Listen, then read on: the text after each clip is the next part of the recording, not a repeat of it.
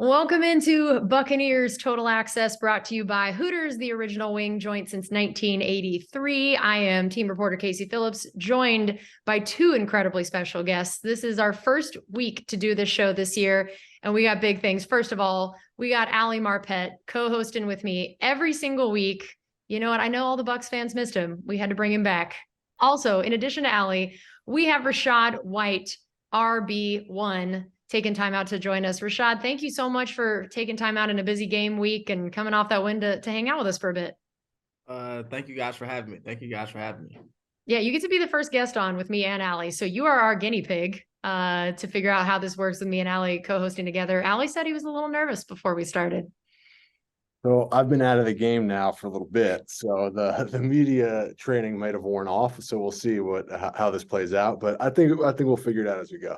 Yeah, I'm sure all the listeners are really hoping it actually did wear off. Some of the polish maybe is gone. So Rachaad, tell me, starting out with a W, got to feel incredibly good week one, especially on the road and in such a tough place to play. And of course, we're all the doubters. We're saying you guys were the underdog. We're picking you guys. So how did that feel to come away with that win in particular? Yeah, just all that we, been hearing and been through this all season, and just the new team, the regime, and the shape of the dynamic of the locker room, and how we all have came together this all season to work hard and, play together and play for one another. And obviously, the odds were stacked against us for sure to win. It was great. It was great to go up there and play hard, play a good opponent like the Vikings, and come out with the dub. And you just see the passion, the fire, and the fight in this team. And that's a lot. It means a lot. Yeah, I think it's gonna be really interesting. Like week one, you don't really know, especially with the newish roster, right? Like, what are the dynamics pre-game, at halftime, even like post-game, like how, like all that like energy that you get like in an actual locker room, like how that actually plays out. I'm sure that was pretty awesome. At least seeing who are the talkers, who when the bullets are actually kind of flying, like who's getting everybody amped up. That kind of stuff is cool. So yeah. Yeah, did you learn some things about people, Rachaad, about the week one, especially, I mean, you got a lot of new people on this roster now. Yeah, I mean, you just see it, the fight, the grit, obviously, like, the tough and physical plays that, Baker made, and we all made. Mike and Chris, obviously the leaders, and, just seeing the O-line, they do their work and keep scrapping and keep fighting. And, we all just keep crawling, the tight ends. I mean, you just seen a lot. You seen it all come together to just keep falling, regardless of things wasn't going our way at first. It was ugly. We was trying to figure it out, like Ali said, and not just the talkers, but like he said, just going into the game plan, Coach Canals, new running back coach, Coach Pete, and everybody just sticking together, believing one another. It was a great thing to see for sure. Like, we never panicking, things like that. Like it was kind of like just that same feel, like having that great defense, just the same feel as last year though. Like we gonna have a chance, we're gonna have a chance at the end of this thing to close it out. Yeah, that's got to be cool for you guys on the offense to know that and feel that you know that the defense has your back no matter what. And especially early on in the game, I know, like you said, offense had a little bit of a slower start. How much do you think this was about? There are so many new pieces. Y'all hadn't played together a ton in preseason. And then how much was it about what the Vikings were doing and their defensive scheme? Of course, I mean, I give hats off to the Vikings for sure. I mean, they defensive scheme, Coach Flores, and things like that. Things they did, them things we won't see probably for the rest of the year. But I mean, I just think, yeah, as well as just our new pieces. I mean, obviously our chemistry, things like that. I mean, the certain plays that was called, we got the looks and we got what we wanted. It was just, we was probably off just by a little bit and things like that. So I'll say, of course, our new pieces, obviously, our line, yes, playing a full game together, me playing a full game with the line, and obviously, we just trying to get things to mesh in our scheme, and what we're trying to do in a run game. For sure, that played a part of like the slow start, and obviously, Coach Canals and being the first time play caller, it all played a part. But it was just great to see as like we got it going in the flow of the game and the confidence. All the guys had the confidence still and things like that, and how it all came together. Yeah, I feel like the rhythm that what you talk about as like an offense is so like elusive, especially with so many new pieces that I mean we've obviously talked about, but like and then also on the road, right? like from a communication standpoint, you take that for granted, but like that's a huge factor that like when you have so many different pieces, you're trying to feel out how each other play, how you communicate, and you can't even really communicate. It Yeah. just adds the difficulty. But so it's like it makes it all that much more, at least impressive, I think, at least outside looking in, because I know how difficult that task is. So yeah.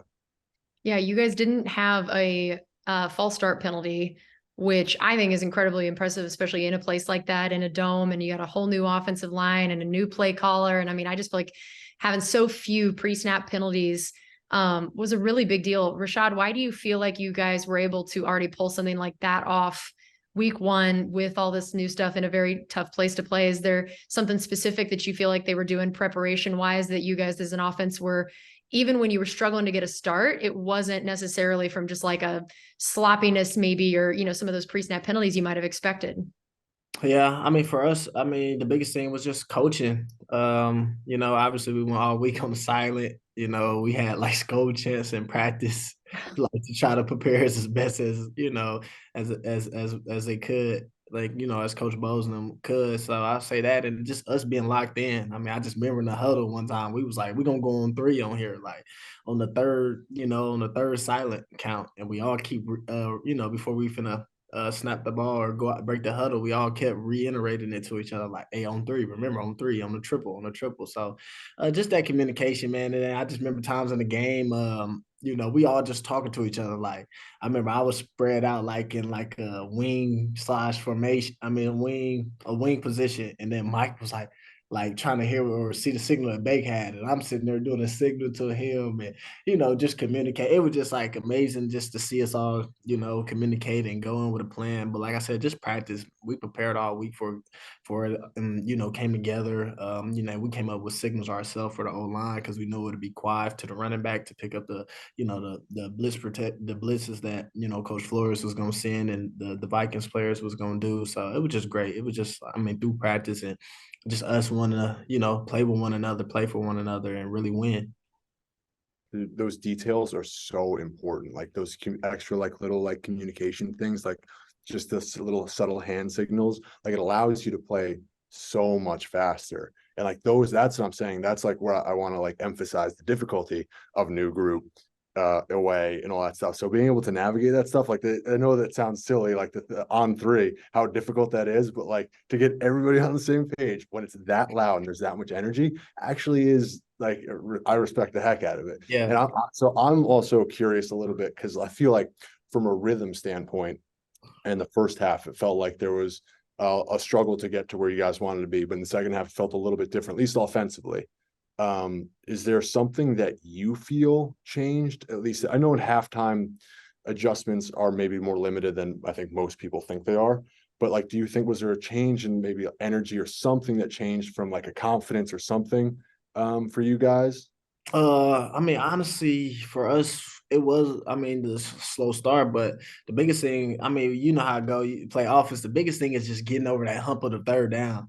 If an offense could get that first third down, then the drive is going to flow. Like if, y'all all together, y'all on the same page, and obviously, you have some great play calling. So that's just what we kept reiterating to one another. Like, we was kind of, kept getting off the field. They kept getting us off the field on third down. So that was the biggest thing. And then obviously just getting that pick, Izzy getting that pick, man, going to, about to go into half, and we was able to get the ball and, put together a drive, and we started going up tempo and things like that. Obviously, that switched things up. But I mean, just understanding what they was doing, kind of, we was paying attention to the whole game of their signal calls. And I just remember like Bate came in the locker room, like, I mean, literally at halftime, he said, I got it. Like, we got all these signals. Like we in there talking like as an office. Like he like, I know all these signals. If they do this, they going into cover 2. They do this, they going into cover 3. Every time I alert this, they drop him, and they do this signal, they drop him back to this. And I'm like, wow, like that's amazing. Cause I mean, like I know certain coverages, but I don't know a lot like that. But I would just listen to him. We just listened to him, and we just kind of understood. And then in the run game, we just wanted to keep, regardless of what the average looked like and what it was, we wanted to keep try to be physical as we can and just keep running and never give up on it, So that's a tremendous thing that Coach Canals did. And it all panned out and worked out together. That's awesome. Ali Marpet, Casey Phillips here with Rachaad White. You mentioned Baker and some of the grittiness that he pulled out at the end. And this is our first game that counts that we're getting a chance to see him as the starting quarterback. So I'd love to hear just your thoughts on his game overall. And then just for you, what you like about him, what you've learned about him as you've watched him join the team and then go through the whole quarterback competition process. Honestly, I mean, yeah, the game, I mean, biggest thing is like you seen him. He was trying to fill the game out. I mean, you know, he never tried to force anything that's like that. I mean, I just feel like he made the right plays, regardless what the stats was in the first half. It was certain looks and certain balls and things like that, certain pressures that got him out the gate. But you know, he made fantastic plays, just getting out the pocket, things like that, like making a defender miss in the backfield a couple times. It was like, you know, amazing to see. And then obviously when he did turn around and the pressure in his face, he got rid of the ball. If it was a pass or if it was like, you know, a ball in the ground, instead of, you know, trying to do something, you know, do something or try to force anything and make a play for the team. So I feel like he just stuck with it. He stuck with it. And, you know, everybody seen the grit plays at the end, you know, he stiff forming the guy, the corner and stuff, pulling the ball on the inside zone. And then we had a play drawn up, and I mean did a good job of like sending some pressure and things like that, and trying to disrupt the play. And at the end of the game, yeah, he closed it out with like a little 6-yard third down run or something like that. And you know, he got like clothesline or like helmet got snagged or something like that, and they didn't call nothing. But you just see him, man. You just seen the fire all game. Like, I mean, I seen dudes like trying to hit him while he going out of bounds, and you know, he lowering his shoulder and like knocking the dude down, and then he, you know, some dudes in his face and he pushing him out the way, like, you know, like get off my sideline type deal. It was just like, you know, it was great to see, like, especially as like a whole offense, the quarterback got that juice and got that energy and got that fire to him. It was awesome. Was he trying to come for your stiff arm record that you had in against Seattle last year? You telling him you got to teach him a few things before he's on your level? Hey, he did a good job, actually. He did a real good job. He did a real good job. So I'm like, you know, I got to get back in my bag. I mean, you know, like he did a better job than me this game at the stiff form. So I was like, I got to get back in my bag. But yeah, I guess he challenging me. So, you know, I got to, you know, come with it. That's good. I like that. Ali, I know you didn't ever have a true quarterback competition happening while you were on the team. And so it's not a super common thing that's happened around here in a while. What are the challenges of that you remember, even of like, if you're picturing, you know, what Rachaad's doing, what the offensive line is doing, when you knew there was a quarterback competition going on, what came to your mind about the challenges of that for the rest of the offense? Yeah, it's like it's the stuff that I was alluding to before, and Rachaad was saying, like the subtlety of communication and just like feel that you have, like really offense is 11 guys on the same page, and it all really needs to work together. And the way that it works together is by like knowing what the guy next to you is doing and kind of how they're going to be playing it. And when you have two different pieces that are, you know, may play it a little bit differently, it just makes it so much harder to chase that like elusive rhythm that I was saying earlier. So like I really can't imagine, like it seems like an extremely challenging thing to do. Obviously, you got to go through the process and find out who's going to help you, you win the most. But like at the end of the day, that feel that you have for each other is just like it's difficult to come by, and it only happens through experience and through reps and through building confidence with each other. So yeah. Yeah, it's got to be refreshing too to feel like, you know what, while we're in the process of figuring all this out, we got to win. You know, that's got to be really nice week one to just feel like, you know what, as much as we've been, you know, early on in a new offense and a new system and everything, we got the win. And so it's like, feels probably like, man, we've got this kind of more figured out now, which is really great. All right, we are going to take a quick break here. We are going to have more coming up on Buccaneers Total Access with Rachaad White, brought to you by Hooters, the original wing joint since 1983. This is Buccaneers Radio. Welcome back into Buccaneers Total Access, brought to you by Hooters, the original wing joint since 1983. Casey Phillips here with Ali Marpet, joined by running back Rachaad White. We were talking about that big win up in Minnesota. And I know we also, I wanted to talk about this. Trey Palmer, this guy, just a touchdown machine. I also enjoyed that. Did I see Rachaad that maybe you joined in on his celebration dance a little bit with him when he scored? Yeah, I joined in with Trey. We call him Lil Ray Ray in the locker room, but yeah, Trey. Tell me, I love this dance. Do we know where it came from and why it's his thing? Honestly, I don't even know. I don't know if it was off of TikTok or it's off of something though. like social media or it's off like a game or something. Cause I remember seeing it before, like before he came and started doing it. But nah, just funny. I think it's just his thing. It's just his swag. So yeah, just to join along with him. I remember I was talking to him on the sideline before we even went back out there. He was, we was laughing, joking, like, man, we just, love to play football. And like this, like, come on, we got to treat this like backyard football. Like we just been playing this game our whole life and just go out there and have fun. And we was like, yeah, let's go out there and have fun. And then he ended up scoring a touchdown. So I was just like, let me join in with him and, enjoy that moment. That's awesome. Ali, I feel like you never really did many a celebration. So like my biggest regret in my career, I didn't have any real cool celebrate. I didn't put the time in to come up with any sort of fun group celebration. So Rachaad, I'm telling you, figure out something. It takes 5 minutes after practice with the O-line and figure out something, some celebration so that you guys can do together. It'll be something they'll remember forever. I guarantee it. Like I couldn't even imagine though. I couldn't even come up with one, Rachaad. Like how do you even come up with a celebration? Like you just do like, like, I mean, you just look at things. Like, I mean, for me, I ain't gonna want to spoil it what I want to do with the O-line. okay. We gonna eventually do, but like you just see things. I mean, movies or anything like that, just you think it'd be cool and you think it'll fit, and then you just try to do it. You do something that'll make you like go viral. So like the thing I'm trying to set up with the O-line is, and some of the offensive players when we score, like I'm gonna try to have us do something that make go viral. Like everybody gonna know what it is because it's like historic where it came from. So it'll be awesome. Wow, I like the tease. That was impressive, Rachaad. I feel like you set up a lot of anticipation for watching this. This is going to be fun. And we were talking before the show about the importance of the offensive line for a running back. And so I feel like I love that it sounded like you already knew to include them in this. Is Oh, it, yeah, sure. is it fair that you kind of already knew, like, man, this is important for me that these guys like me so that I don't get killed out here? Tell me the ways you have tried to bond with your O-line. I mean, we just talk a lot. We just hang. We just kick it. I mean, we eat together at the lunch table in the cafeteria at the facility. I remember before the season, I keep trying to get them to come outside with me, not like party or club, but like one time I was trying to have them go paintballing with me, but it was in training camp and stuff like that. But everybody be tired and stuff, especially O-line. So I was cutting them some slack, but just the dinners and things like that. Like I try to join in with them. They do the O-line dinner. So I mean, just try to be around. I'm really kind of probably annoying to them, but that's how it should be though. It's like I'm like the little brother, and they like the big brothers, and the little brother always gotta, be annoying to the big brother. So, I just be, all up in their grill. I'll be doing like funny things for example, like it's the thing like that go viral on like TikTok. It's like TikTokers, and the guy always be like, like true poppy muñano and just stuff like that. So I just go by knowing, and they be like, dude, you always say that. Like, why you always saying that? Why you whispering that in my ear? But it's just like funny stuff that we do, like, and we kick it. There are two things. One, I love the idea of Rachaad like scrolling through TikTok for like celebration notes, like doing some research for the celebrations, which is fantastic.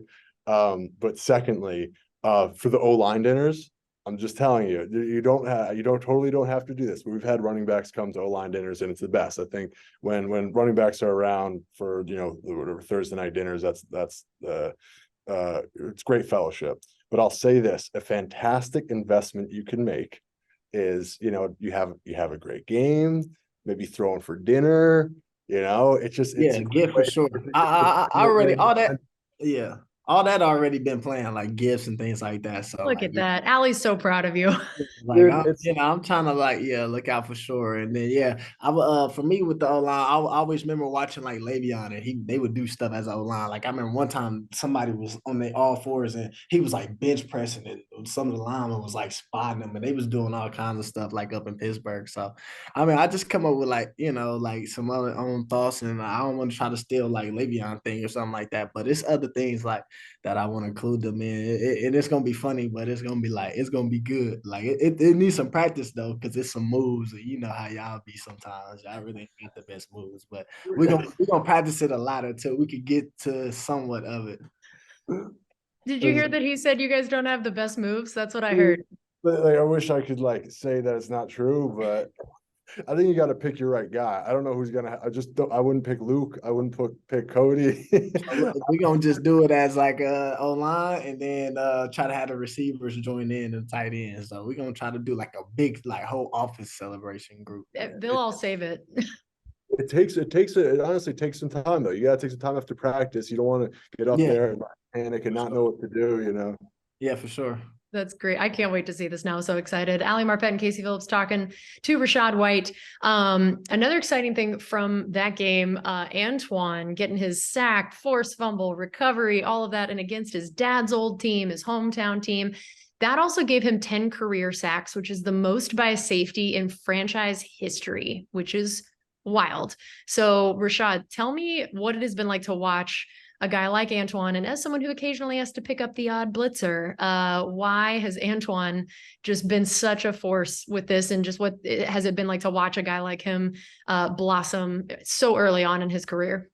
Yeah, nah, it's honestly just been amazing. I remember, yeah, he I mean, I think he had like got pressure on Kurt early on before he got that the forced thing. And I remember looking at the Jumbotron on the bench and seeing him hit like Madison with like a move that I see him work in practice and do in practice. It was like, wow, that's just crazy, you know. But it's just amazing, man.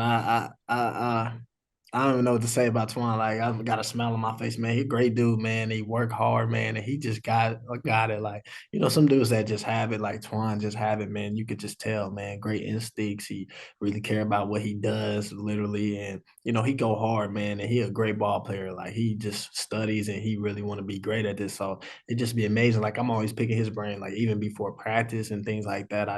He be stretching. We be over there just talking, and I be trying to stretch and things like that too. And we just be over there just picking each other's brain and talking a lot. So it was just great to see that. It was great to see that for sure.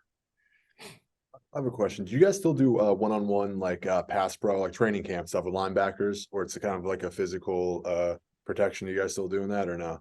Nah, so like really, it's like banned. It's like I guess like I think something about like the NFLPA or something, and they like kind of banned that. So now we came in like you just gotta be ready to pick up pass protection. Yeah, like in the game. I mean, you would get like practice, like of course like pass and thud up and stuff like that, but like truly like bull rush. Like somebody try to bull rush me for like first play of the game, but like something like that, nah, you don't do nothing like that in practice no more. You're Yeah, like, give that's me a minute to adjust to this, okay? Like, not on the first play.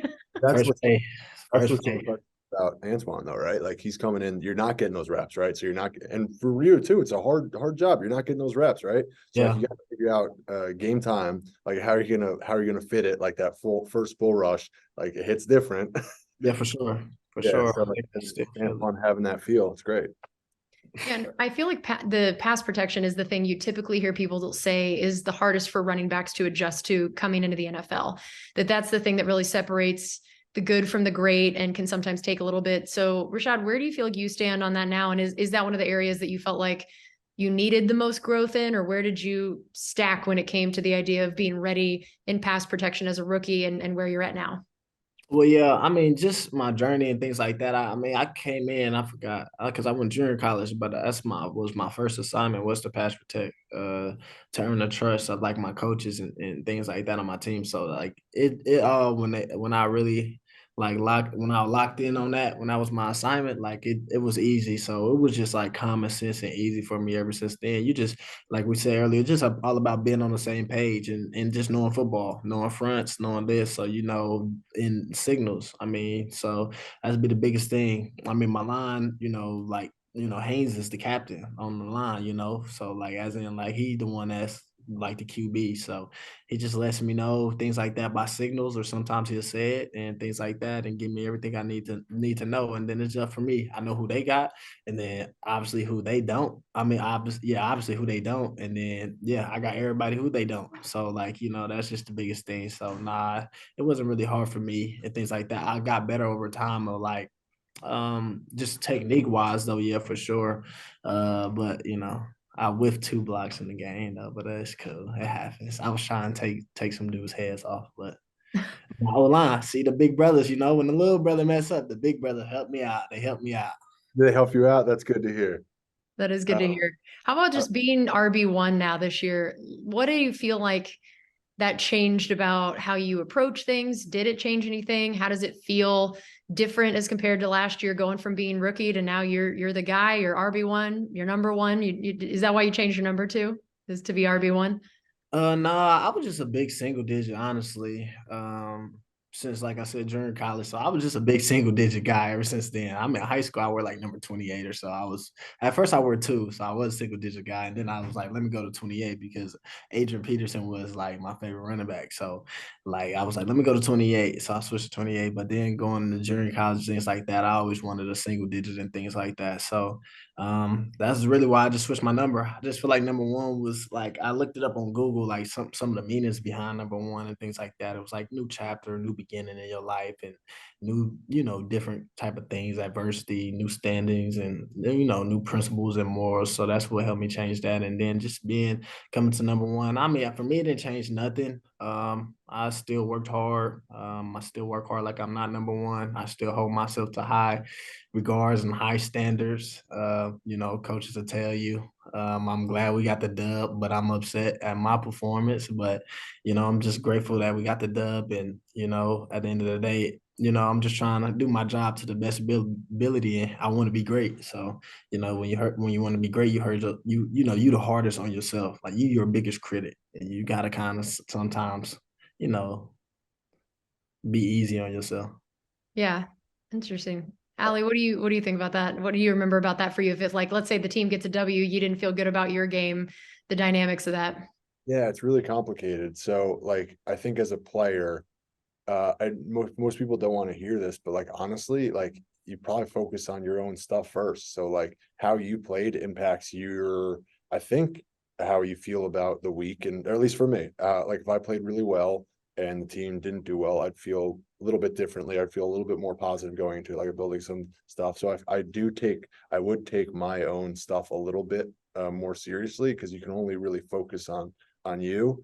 That was my experience.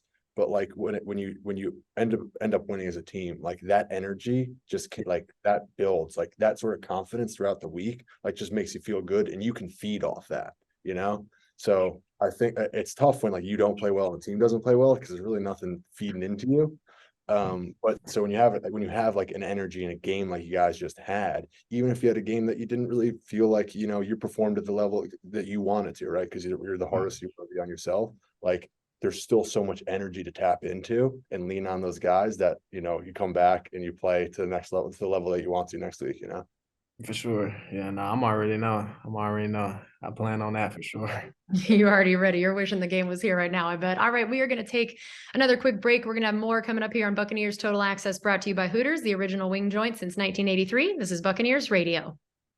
Welcome back into Buccaneers Total Access, brought to you by Hooters, the original wing joint since 1983. Casey Phillips here with Ali Marpet, and joined by running back Rachaad White.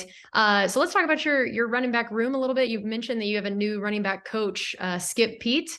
What do you like about him? What do you feel like he could bring to you and the rest of that running back room? So what I like about Coach Pete is just who he is as a man, and his character, honestly. So that's the biggest thing. And what I really like about him is that no matter like who you are, how big you are, how good you are, he always keeps you for sure, like, level headed, and he always keeps it honest. He always be honest, so I'll say that's the biggest thing. And, he be on you, he hold like we talked, and my standard that I hold for myself. So he hold me to that standard, but higher, and that's what you want out of a coach. So, I mean, I really like him a lot. He brings a lot of great energy, positive energy to the room, and we all appreciate it for sure. And Ali, go ahead. What were you going to say? No, I was gonna say, like, I feel like so running back coaching and running back rooms are so interesting. But one thing that I was kind of curious about is like, so if you're Rashad, if you're coaching running backs, okay, so like aiming point, ball security, protections, there's some things like for sure you got to get down. But like at a certain point, you just cut a guy loose, right? Like how much can you really, I've never really understood, like once you're at the line of scrimmage, like if you're a coach, are there things you really like, how like helpful can a coach be at that point versus like an innate ability to like have feel and figure that kind of stuff out? Do you understand my question? Yeah, I mean, I just think for that, like, yeah, I mean, like at the end of the day, that's all he can coach. I mean, but I just feel like that's for a lot of positions though. Like, like that's all somebody can coach is aiming point or, whatever, like with O-line, stands, however you get off the ball, what right step to take, what's the wrong step to take. But so I feel like it's the same everywhere. But really it's just, yeah, I mean, them little details, because them little details show up. And they showed up for me Sunday, some of them. And the part of that probably just me was eager and just wanted it so much, and things like that. But so that's all like he could coach. Tell me, I think a little wide on this track. If you stay tighter, you might be able to do this or do that. So that's the big thing. That's a great part of having like a coach like that, though. That's very detailed, where I mean, you can have some coaches that just be like, well, I don't know.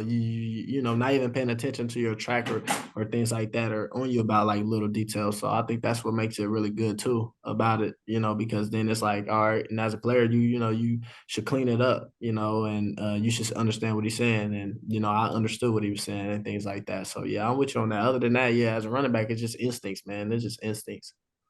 That's pretty cool. I like that. And how about some of your guys in the room? We got some new faces, including Sean Tucker getting his first NFL carries, and such an interesting story for him of a guy that probably would have been drafted pretty high, but then has this, heart condition come up during the combine. And so he goes undrafted and had to sit out at the beginning even of camp. What has it been like to watch him go through that journey, which I'm sure is an incredibly emotional one in the way you start your career, and to be able to really kind of prove himself and force the coaches to see him as RB2 after you? What is it about him that got him on this roster and persevered through all that stuff? Yeah, so I mean, I just think, yeah, Sean, I like him a lot. Keep his head down. He stayed to himself. He worked hard, and I mean, I remember that's how I came in. I like, you don't really, you come into something new, you don't really know, so you just, kind of stay to yourself, but you keep your head down, and you just try to earn the respect of others, and that's what he did. That's what he did, and what he did, obviously, for the coaches and things like that. So I think it's really good. I mean, obviously out there in the game and stuff like that, I thought he did a great job. He ran hard. He seen some protections and things like that he had to pick up, caught a couple check downs, a couple balls, and obviously the effort he was putting in on doing that, as well as like special teams. So I mean, it's really good, as you can see, like, because it's like crazy to think, but I mean, I was just there a year ago, so it's like it just be crazy. Like a lot of people like kind of see me as older, things like that, but I just still feel like I'm younger. I just still be having like flashbacks, but it's just good to see Sean get out there and get some work in, and just how he carries himself, how he handles himself, and how focused he is on his craft and what he's trying to do and bring to the team. Yeah, that's hard to be in the role you're in, RB1, all these expectations. But yeah, you are still incredibly young. It's a lot like how Kate Otten and Kokeeft, they're the old ones of their room too. But you at least have, you have Chase Edmonds in your room too that has been around for a little bit. Has he been able to help you with some of that? Is it nice to Man, have a veteran like that in there with you? great to have him. Great to have him. Man, keep me there, especially, yeah, like I said, Sunday, keep me there. But man, just great. I pick his brain a lot. I mean, even like Patrick Lard, things like that. I pick his brain a lot, man. He's been in the league like 6 years, whatever. It could be practice squad. Some games he started from Miami and things like that, where he came from at first. So I like that a lot. I'm the type of guy I want to learn. I'm eager to learn. I mean, learning is the only way, you can grow as a human being. So I'm big on that. So just having Chase and, yeah, Patrick and things like that, guys I can pick my brain off of. I mean, we watched the film. I asked Patrick to grade me. I'm hard on myself. Patrick gave me a B minus. I said, man, I just think that's because you like me. But but things like that. So just having great guys like that, you can never go wrong. And I mean, that's the biggest thing I try to pride myself off of, at the end of the day, like being a great guy. Like, it's hard to come across guys that want to be a great guy, as well as want to win yourself, of course, and want to achieve a lot of yourself. But when the other guy go in the game, like when Sean go in the game, I'm cheering for him. I want him to do well. You know what I'm saying? I want him to be great, because everybody adds a dimension and brings something, different to the team, so it's just great like that. And that's what Chase did. And Chase, things like that. Chase still, I think, talented as heck, but he got in there, he ran hard, picked up like some second and twos and things like that. And just in a guy like that I know you know, because I know who I am as a competitor. I know who he is as a competitor, just him being here and how I can feel. I like to feel people out and observe and how much I know he can bring and how he just sit back and play his role and just understands the game of football in the NFL and things like that. So he teaches me a lot, honestly. Ali, I Yeah, know. like, Oh, go ahead. I'm just saying, like you asking to be graded out by Patrick. It's like it's for me, it's like wild. Like so you I just want to like contextualize it. Like, so you already feel like you didn't play to the level that you wanted to, right? Or that's how No, so that's how you feel about the game, which I'm not saying or necessarily agreeing with, but I'm saying very few people would at that point when they feel like they didn't perform well would say, "Hey, evaluate me." Like, who does that, dude? That's like I would say I just balled out. Grade me real quick.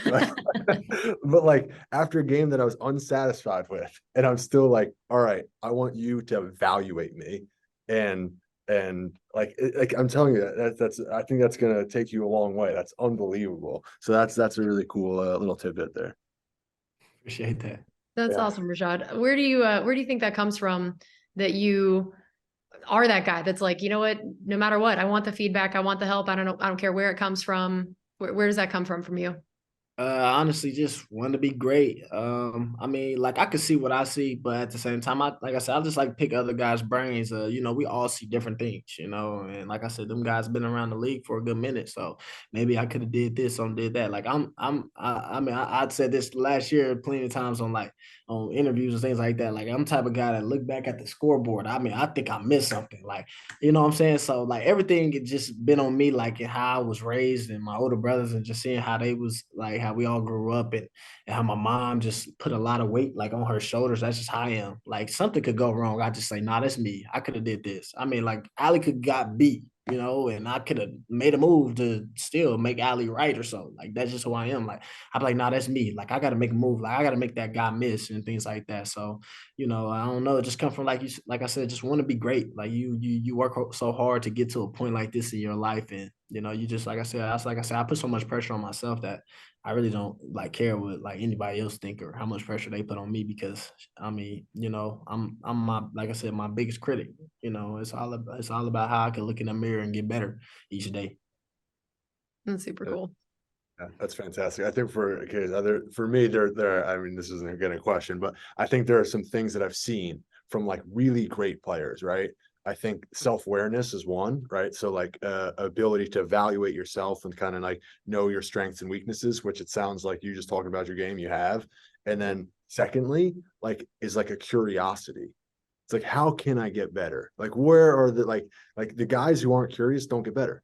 So like I just by the fact it sounds like so it sounds like you have these things. I'm just saying like that's gonna pay off. Like I like if I could somehow bet on how your career is gonna be like based on those two things, I feel like that's gonna get you a long way. So Appreciate that. Hey, trust me too, dude. It hurts though. Yeah, hey, when you gotta look in the mirror and say like that's on me, like it shows a level of like humility and like being honest. Like you know, you could hold yourself you accountable for sure, but like it hurts. You know, like you know certain things like I remember like from yesterday and things like that. Like something I might have missed or something like that. Like I said, like it hurts to say like you know yeah that's on me. You know because you only get so many opportunities, man. It's like we always say, and Ali know, like it's a small margin like for error in this league, and you just see it, and just being young, you trying to kind of like I said, learn so fast. You got to grow up so fast, man, and that's just what it's about.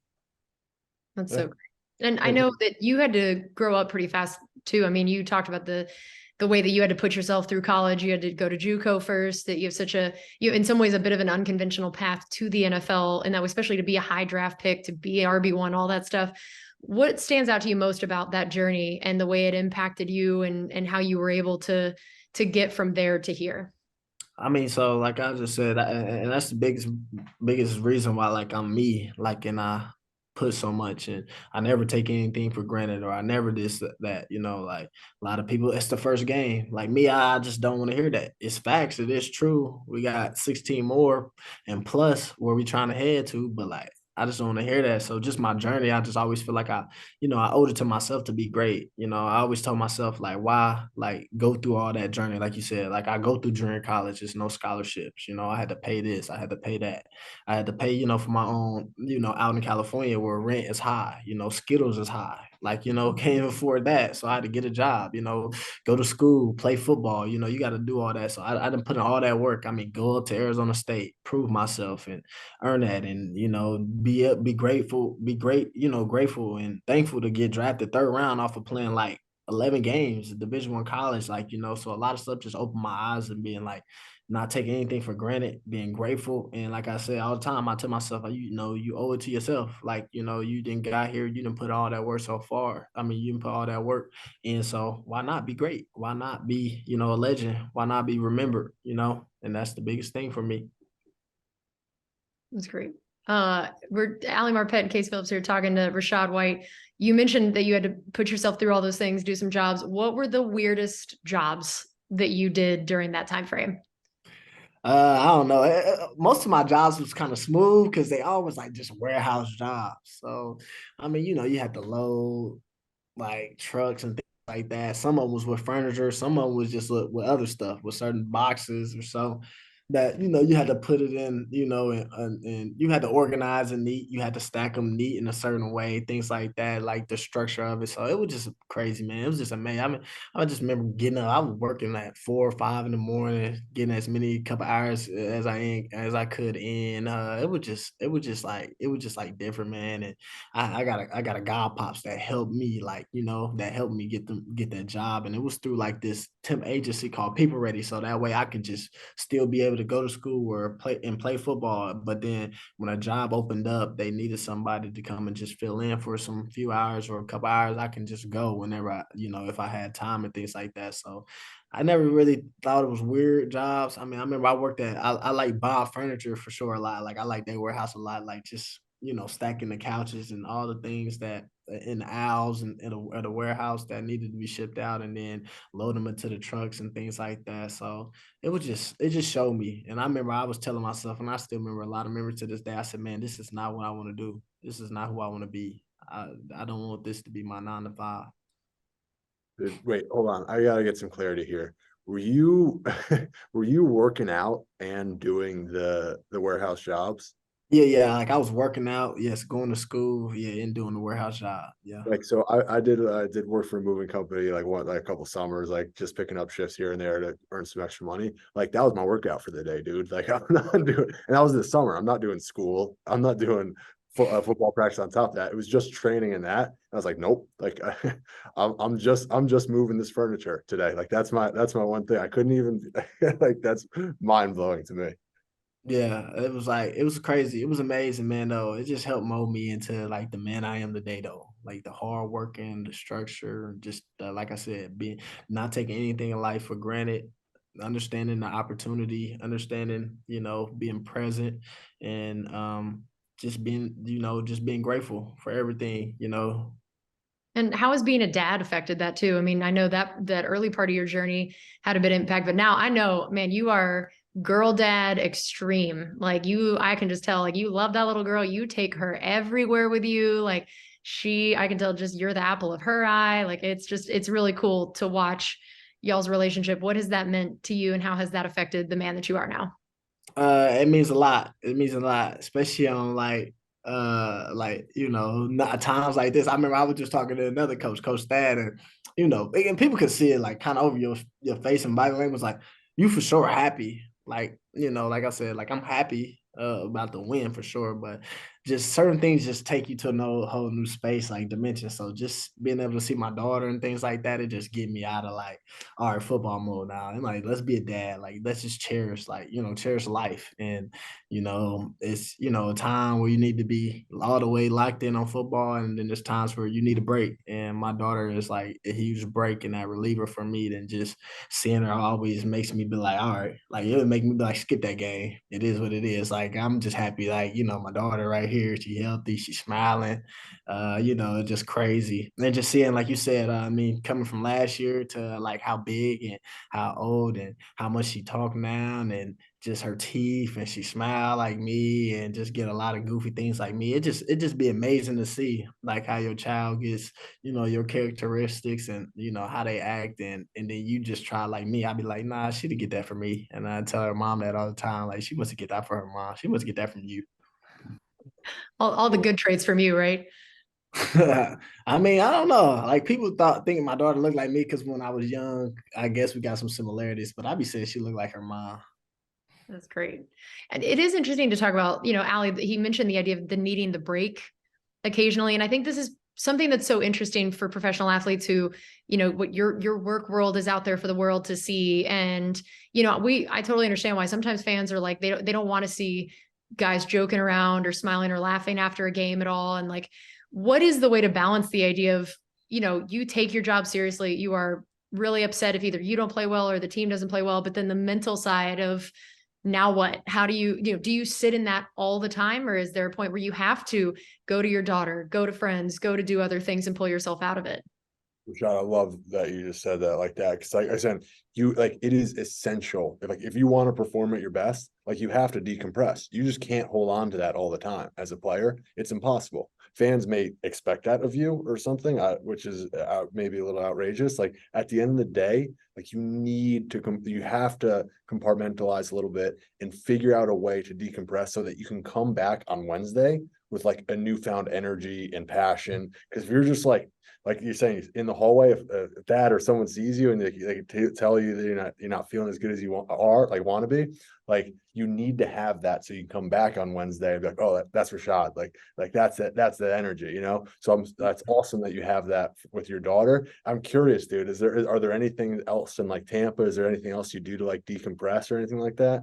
Like Nothing real. I just relax. The biggest thing I probably say is like, guys like Mike and things like that. Like we'll play the game or whatever, a couple hours throughout, like in the evening. Like we be big on like 2K fans and things like that. Like we love basketball, even though we football players. So like we be playing with one another on the game and things like that. Obviously, with my brothers back home, they be on the game, so we play together. My uncle, my family. So just being in that chat and things like that, and you just hearing your siblings and you just hearing your teammates and just be colliding them together. Like that's the crazy part. Like Mike playing with my boys and my friends and things like that, and they like, yo, like I'm really playing the game with Mike Evans and stuff. I'm like, y'all chill. And they're like, bro, you see him every day and stuff like that. So it's different for you. Like we really and Mike be like, nah, chill though. I ain't nothing special and stuff, but it's just funny, man. And now I think that's another thing outside of that. And then, like you said, you just come to work and you be locked in. Like for me, I try to watch much film here and there when I can at home, but most of the time I just like coming in. I'll come in on Tuesday and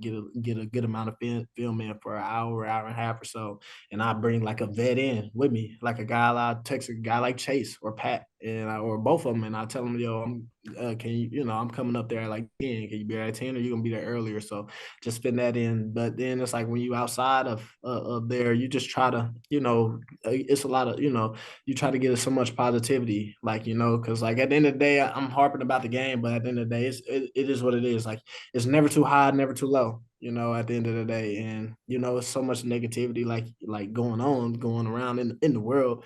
You got to find positivities through a lot of avenues, that things that you like to enjoy to do when That's you can. great.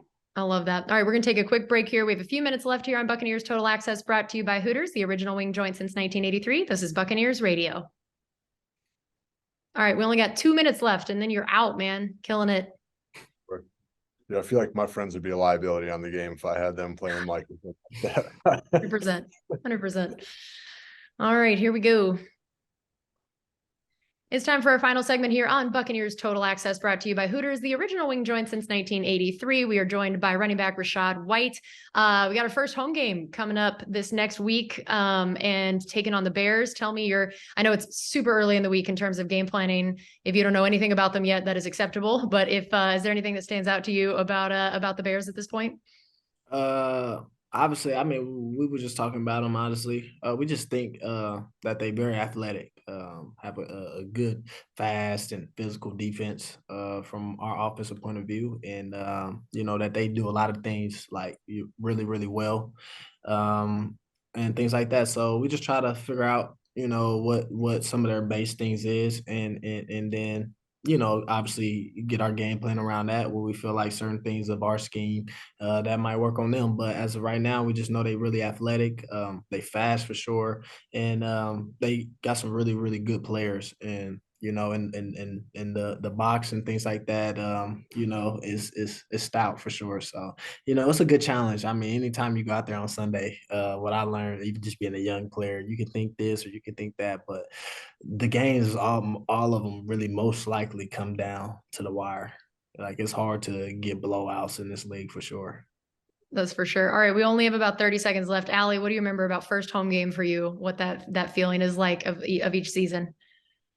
Just the energy and excitement. Like I feel like I don't know how to like stumble over my feet. Like eventually you find the rhythm, but like I feel like the first like 1-2 plays of the game, like there's so much energy. I feel like it's more important for me to be like listen to calm music before and chill out because like I'm gonna get it out there. Like I need to go out and be relaxed. So That's awesome. I love that. Well, Rachaad, thank you so much for joining us. This has been awesome, and we wish you all the luck this next week. We really appreciate you coming on. It's been a blast. Thanks for having me on. All right, that was Buccaneers Total Access, brought to you by Hooters, the original wing joint since 1983. This is Buccaneers Radio.